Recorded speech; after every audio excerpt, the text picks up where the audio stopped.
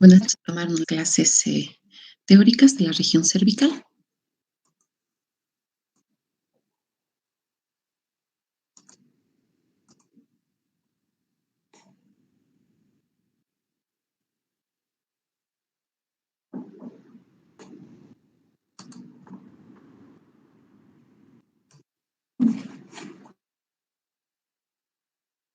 Por favor, si están viendo las diapositivas.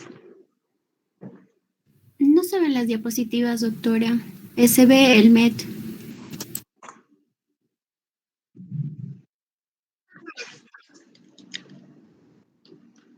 Perdón, no logré escuchar. Ahora sí, doctora, ya se ve la carátula.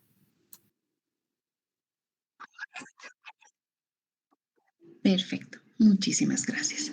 Bueno, vamos a continuar y vamos a empezar ahora a ver la patología quirúrgica de las glándulas salivales. ¿Sí?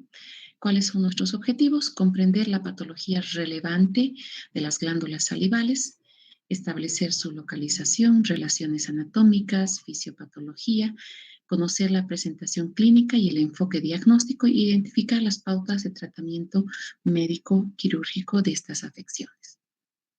Entonces vamos a comenzar con un caso clínico.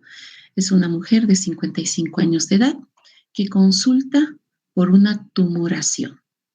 Podemos ver acá en la imagen una tumoración de inicio súbito de una semana de evolución ubicada por debajo de la mandíbula. ¿Sí? Está en el lado derecho, más de fiebre, malestar general. Como antecedentes usa prótesis dentales y al examen físico se palpa un nódulo único, móvil, de consistencia elástica y además alrededor se palpan adenomegalias, es decir, ganglios linfáticos agrandados de tamaño. Entonces, este es un resumen donde podemos observar lo que ya hemos visto en la clase respecto a los triángulos de la región cervical. Tenemos acá el triángulo posterior, el triángulo carotidio superior, el carotidio inferior, el triángulo digástrico y el triángulo submentoniano. Y si ubicamos la lesión que estamos viendo a este nivel, vamos a ver que esta lesión se está ubicando en el triángulo digástrico, ¿no? Es una lesión que está por debajo, inmediatamente por debajo de la mandíbula, más o menos a este nivel, ¿no? Este es el ángulo de la mandíbula y la lesión estaría localizada a ese nivel entre el músculo o ambos vientres del músculo digástrico. Entonces, cada uno de estos triángulos nos van a, hemos dicho topográficamente, nos va a orientar hacia qué patologías pueden estar, estar presentes cuando existen lesiones a nivel de estos triángulos. El triángulo posterior hemos dicho que es la menos rica en patologías, pero vamos a ser asiento de lesiones nerviosas, congénitas, linfangiectasis y también lesiones quísticas que podemos tener a este nivel. En el triángulo carotidio inferior vamos a ver adenopatías, tumores tiroideos y tumores nerviosos. En el carotidio superior vamos a ver que se encuentra el paquete yugulocarotidio y vamos a encontrar adenopatías metastásicas, el tumor del glomus está localizado a este nivel, lo vamos a ver más adelante, tumores nerviosos y el quiste branquial, ¿no? Se presentan en este triángulo. En el triángulo digástrico vamos a encontrar adenopatías que vienen de la cara, también de la oreja, tumor del trígono retromolar, que es también frecuente que se ubique a este nivel, tumores que se encuentran a nivel de la cola de la parótida, porque la parótida va a llegar hasta este nivel, y patologías de la glándula submaxilar. En el triángulo submandibular, submentoniano, vamos a encontrar el piso de la boca, es decir, lesiones que pueden comprometer los labios y el quiste dermoide, ¿no? A este nivel. Entonces, vamos a ver, la lesión está localizada a este nivel y vamos a ver, se puede tratar de una adenopatía, Habíamos visto que los ganglios que se encuentran a este nivel corresponden al grupo 1 y van a recibir la linfa de lo que son las cavidades comunes al cráneo y la cara, como la fosa, las fosas nasales y también todo lo que es la piel de la cara y los labios, ¿no? Entonces tenemos que pensar si hay una lesión inflamatoria, infecciosa, una adenopatía, o sea, pueden drenar hacia un ganglio linfático y provocar una adenopatía a este nivel. Y también una lesión a nivel de la glándula submaxilar, una enfermedad que va a comprometer ya sea la cola de la parótida o la glándula submaxilar. Y acá en la región supraclavicularis, que es un ganglio metastásico del cáncer gástrico. Entonces, las glándulas salivales son unas glándulas, son pares y tienen la función de adaptar el bolo alimenticio, de preparar el bolo alimenticio para la deglución. Y también van a participar en la primera etapa de la digestión.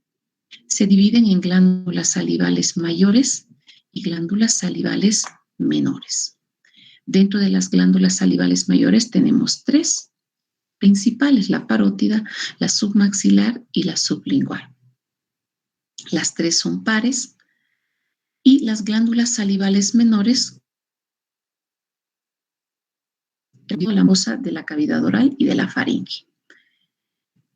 La glándula parótida es la más voluminosa y corresponde más o menos al 80% de la secreción salival. Es una glándula de secreción serosa. Vamos a ver un poquito más adelante a qué nos referimos. La sublingual y la submaxilar tienen una secreción mixta y las glándulas salivales menores tienen una secreción mucosa. Histológicamente, las glándulas salivales están compuestos de un acino y un conducto excretor. Entonces tenemos el acino. El acino puede ser de 3 tipos, según la secreción y el tipo de células que tengan, y se dividen en acino seroso, que tienen una secreción fundamentalmente serosa, las que son acinos mucosos, que tienen gránulos de mucina y van a secretar moco, y los acinos que son mixtos, es decir, tienen tanto células que secreción serosa como células mucinosas. Cuando las células mucinosas se llenan de secreción, van a empujar a las glándulas serosas hacia la periferia, formando estas semilunas de Giannuzzi, que son característicos y se ven en el microscopio. Podemos ver acá, esta es una glándula mixta, donde vemos acinos serosos, acinos mucosos y también mixtos. Si se fijan acá, tenemos la semiluna de Giannuzzi.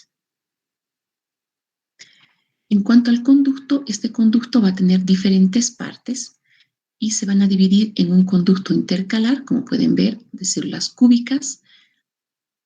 Después tenemos el conducto estriado, que son células mucho más alargadas, más cilíndricas, y el conducto excretor, que se caracteriza por ser un epitelio estratificado. ¿Por qué es importante conocer eso? Porque los diferentes tumores van a originarse en estas diferentes partes del conducto secretor, ¿no? Cuando se originen en los ductos. Entonces, la secreción serosa generalmente va a ser rico en proteínas, y tenemos estas enzimas como la amilasa, la muramidasa y la lactoferrina. Los acinos mucosos van a secretar fundamentalmente gránulos de mucinógeno que se convierten en mucina, y los mixtos que tienen una secreción de ambos. La glándula parótida, como les mencioné al principio, es la glándula más voluminosa de las 3. Se encuentra detrás de la rama ascendente del maxilar inferior y se encuentran por debajo del conducto auditivo externo y delante de la apófisis mastoides. van a estar localizadas en una celda que se denomina celda parotidia, que tiene una pared anterior, una pared posterior y una pared superficial. Vamos a ver acá en la pared anterior y la pared posterior está relacionada con el espacio perifaringio o laterofaringio, que va a dividirse en dos, que es el preestilio, esta es la apófisis estiloides, por lo tanto el espacio que se encuentra delante se denomina preestilio, esta parte posterior el espacio retroestilio y acá tenemos el espacio retrofaringio. Fíjense que la glándula parótida en su parte más profunda está en íntima relación con esta porción lateral de la faringe y también esta sería la fosa amigdalina. ¿Sí? También con las amígdalas. Esto es importante porque muchas veces las lesiones de la parte profunda, del lóbulo profundo de la parótida van a producir un abombamiento a este nivel. Tienen un conducto excretor principal que se denomina conducto de Steno, que va a nacer del borde anterior de la glándula, más o menos en la unión del tercio medio con el tercio superior de este borde anterior, y se va a dirigir hacia adelante, hacia adentro y un poco hacia inferior. Va a y desembocar en una carúncula que se encuentra a nivel de la mucosa de la cavidad oral, a nivel del segundo premolar superior.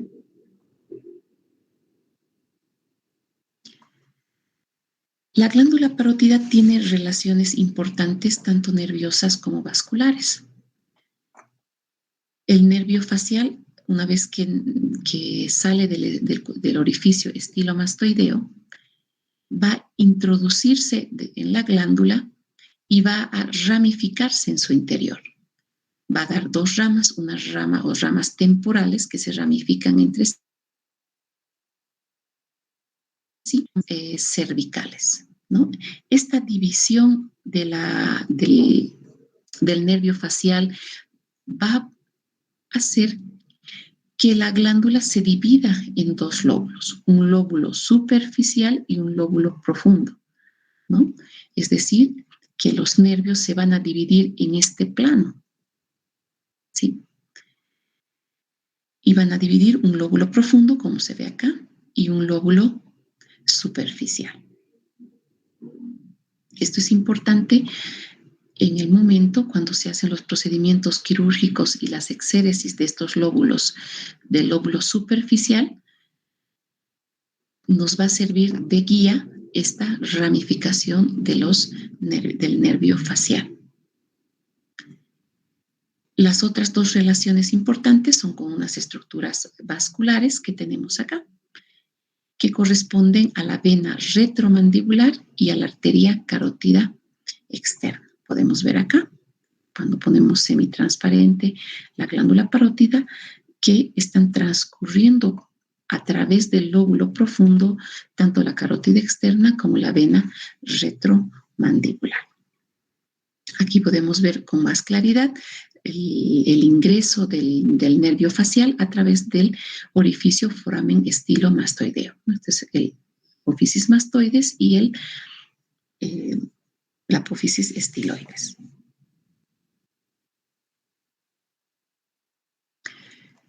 La glándula submaxilar es la segunda en cuanto a tamaño y se encuentra ubicada en este espacio que se denomina la fosa submaxilar. La fosa submaxilar se encuentra delimitada por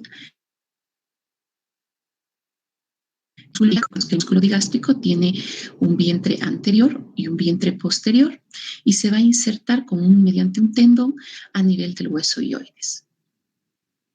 Y topográficamente se va a ubicar como el triángulo digástrico del cuello. Entonces, en este triángulo se encuentra ubicado la glándula submaxilar y también podemos ver acá que se asoma la cola de la parótida. Es por eso que pueden haber lesiones en ambas glándulas que pueden localizarse a este nivel. La glándula submaxilar también tiene 2 lóbulos. Está descansando sobre el borde libre del músculo miloioideo, y esto le va a permitir que dividamos la glándula submaxilar en 2 lóbulos. Un lóbulo profundo que se encuentra por encima del músculo miloioideo y un lóbulo superficial que está por debajo. Su conducto excretor se denomina conducto de Wharton, y a diferencia del conducto de Stenone, es un conducto mucho más largo, como podemos observar, y tiene un trayecto un tanto sinuoso, no es un trayecto recto, y tiene un trayecto ascendente. Como podemos observar acá, se asciende hacia arriba, hacia adelante y hacia la línea media, y va a terminar en la carúncula sublingual o ostium umbilical, que se encuentra a ambos lados del frenillo, ¿no? A nivel del piso de la boca. Entonces, esta disposición un poco sinuosa y ascendente hace que hay una predisposición para la formación de litos a nivel de este conducto. Por lo tanto, la cialolitiasis es más frecuente a nivel del conducto de Wharton.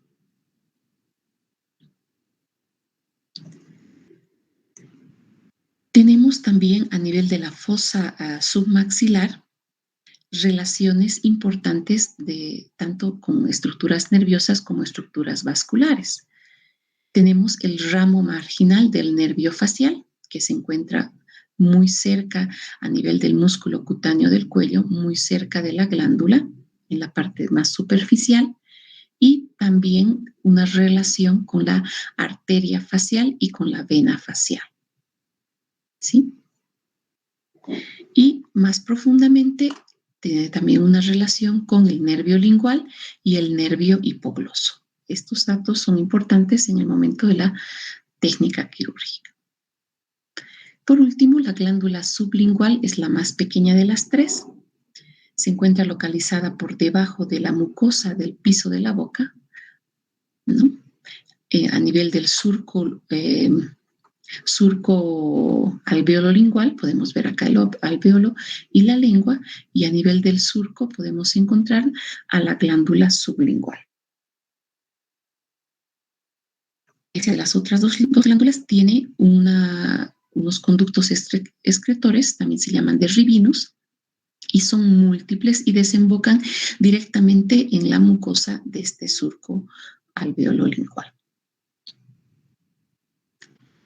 Muy bien, nuevamente estamos con el caso clínico y ya podemos ver que según la localización topográfica puede corresponder a una afección, ya sea podría ser una adenopatía, o también puede tratarse de una lesión que está comprometiendo la glándula sublingual. Entonces, clínicamente, ¿cómo se realiza el estudio de las glándulas salivales en general? Una vez que veamos las patologías ya específicas de las glándulas salivales, vamos a ir viendo cuál es la clínica individual, pero en forma general, el interrogatorio tiene que estar orientado a 2 aspectos fundamentalmente, ¿sí? A diferenciar si nos encontramos frente a una patología de tipo inflamatoria o neoplásica, y cómo vamos a poder diferenciarlos viendo la evolución. Las patologías inflamatorias de las glándulas salivales se deben fundamentalmente a infecciones o a problemas de tipo obstructivo, es decir, la obstrucción de los conductos excretores de estas glándulas, que a su vez van a llevar también hacia un proceso infeccioso. Estas se caracterizan porque tienen una evolución aguda, reciente, y se acompañan de datos inflamatorios como dolor, rubor, calor local y fiebre. Las patologías neoplásicas generalmente tienen mayor evolución, pueden ser meses o años, y se caracterizan por presentarse en forma asintomática, es decir, pueden estar muchos años en forma asintomática, ¿no? Sin dar ninguna sintomatología.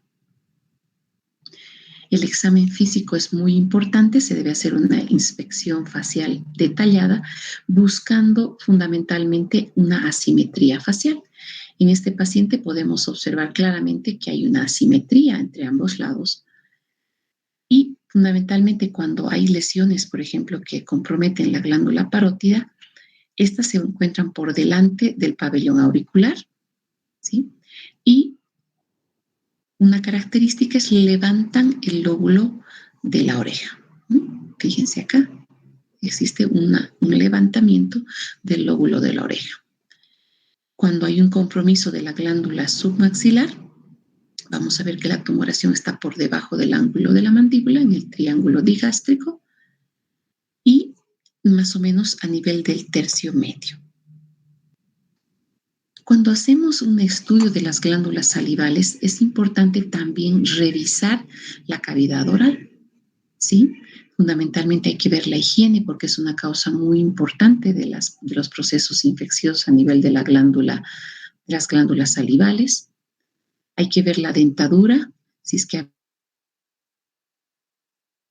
habido o algún tratamiento odontológico reciente, y observar las fosas amigdalinas, ¿no? Hemos visto que las amígdalas se encuentran en íntima relación con el lóbulo profundo de la glándula parótida y muchas veces algunas lesiones a ese nivel pueden hacer que haya una protrusión en esta zona sin presentar lesiones a nivel de la mucosa.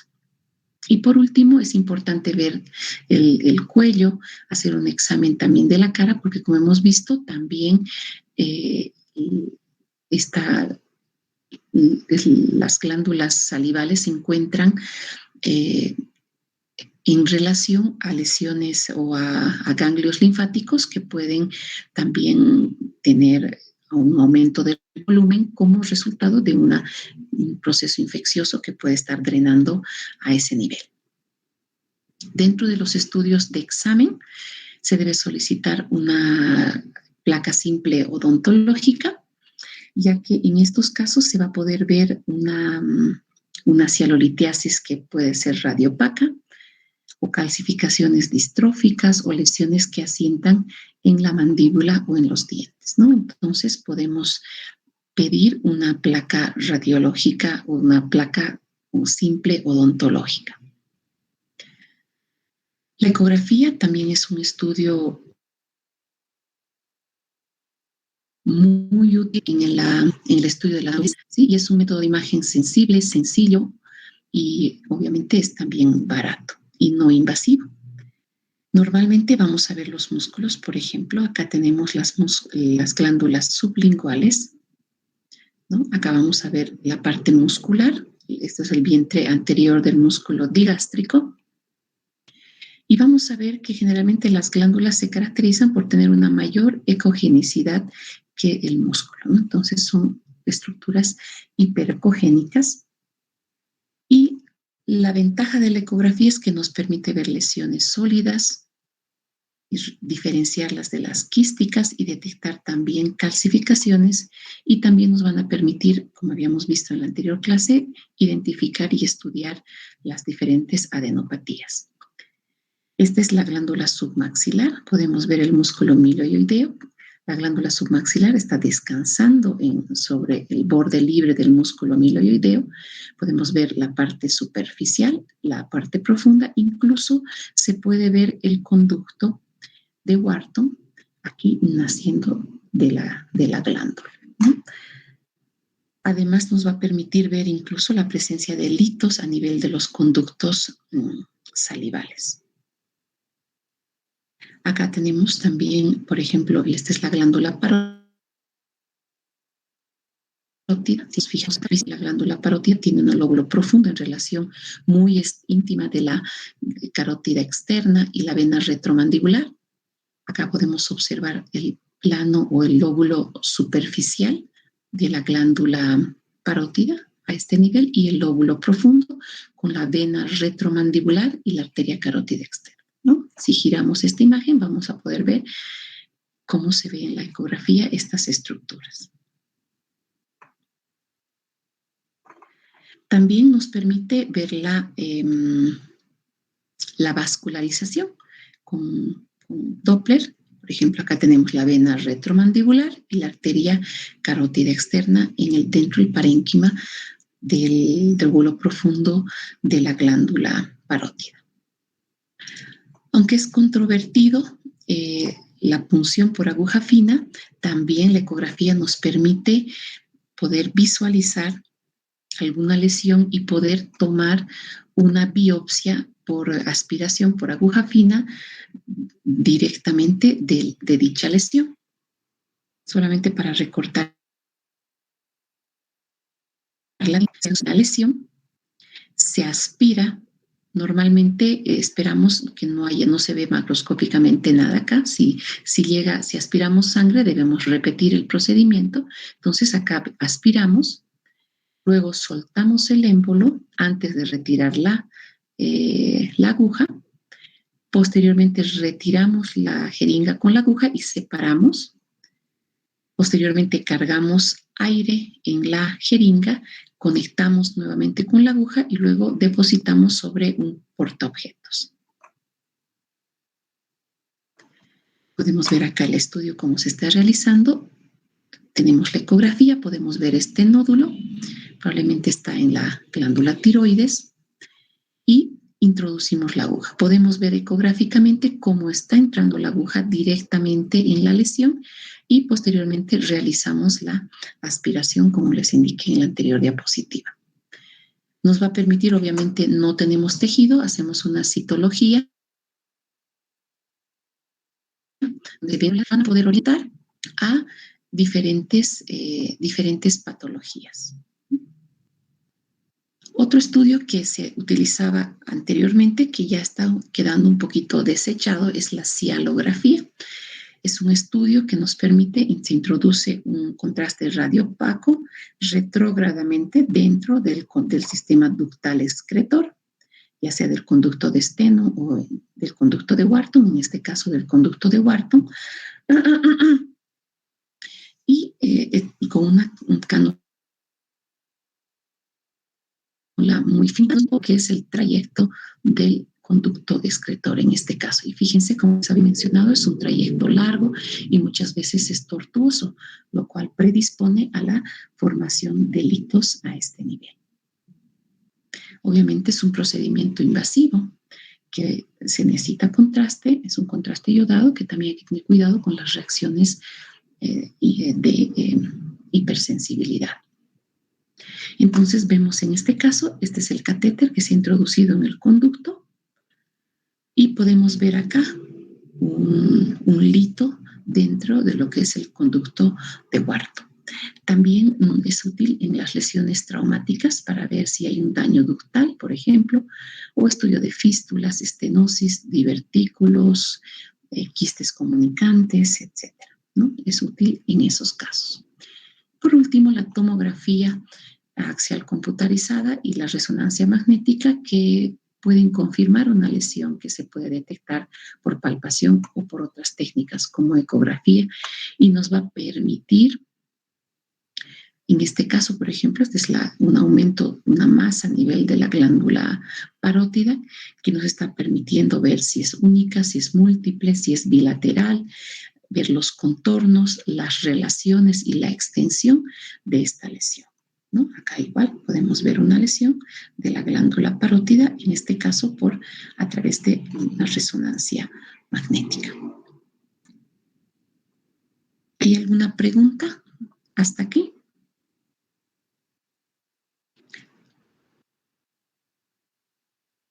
Bueno, vamos a concluir la clase. La siguiente clase vamos a ver patología benigna de las glándulas salivales y el día martes vamos a concluir con la patología maligna. Está bien, doctora. Muchas gracias. Sí. Gracias, doctora. Listo, chicos. Los veo el día lunes. Hasta el lunes. Gracias, doctora. Hasta el lunes. Hasta el lunes. Chao, chao. Y Día de la Madre.